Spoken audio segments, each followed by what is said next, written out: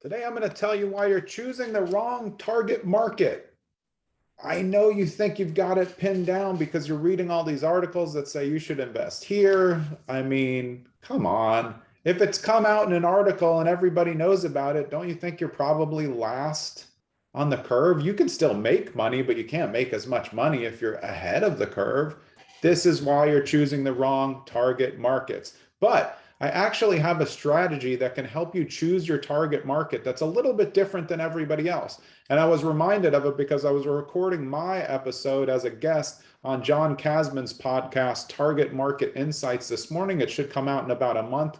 Look for it because this is what I explain in part. This is a short version, and this is how you're going to choose your target market. I'm Jonathan Green. I run an off-market property acquisition company called Streamline Properties. I've been investing for 30 years. Up there on the window, that's my on-market team, Streamline Properties on Market, brokered by eXp Realty. But identifying a target market is really, really important to me. And I think it all comes down to identifying where you can have a competitive advantage.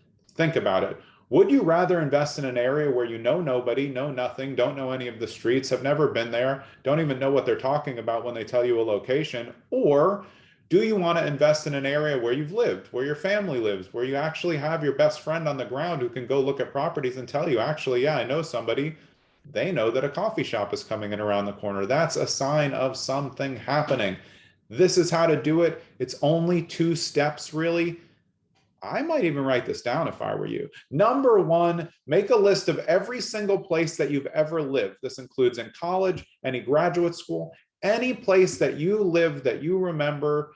That will be your one competitive advantage because you know stuff about the area. When you looking at streets and at the map online, you're actually going to know things, which puts you in a much better spot than if someone says, hey, invest in Tuscaloosa, you've never been there, and you're just looking at Google Maps. You don't always want to be reliant on all other people. You have to identify the areas where you can be of huge value. And you can be of huge value in every market that you've ever lived in because you know more than outside investors. That's number one. Number two, make a list of your friends and family. No, your good friends and family, the ones that you actually like. Make a list of them, people that you would rely on to be your ears, eyes, nose, and anything else in an area where you might be looking to invest.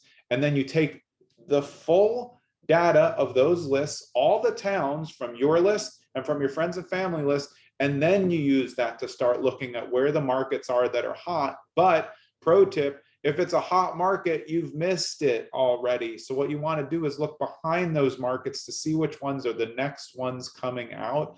I go into this more on detail in the podcast with John, but this is how to do it. And this is why you're not choosing the right target market, is because you're just listening to everybody else. And then you're building a funnel with a bunch of people you don't know when you have so many competitive advantages that you could use, which is every place you've ever lived, all the places where your best friends live.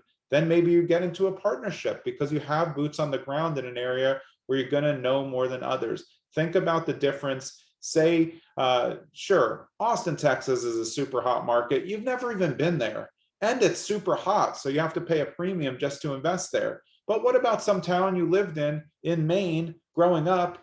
You can invest in any town. It just knows about how much you know about the market, what's available. Use your advantages. This is how you'll really find your target market. Put it to use. Let me know in the comments after you make the list if you've identified any markets that you had never thought about before, but now looking at it, seems like a good fit. That's what I'm here for. I hope this has been helpful. I'll see you soon.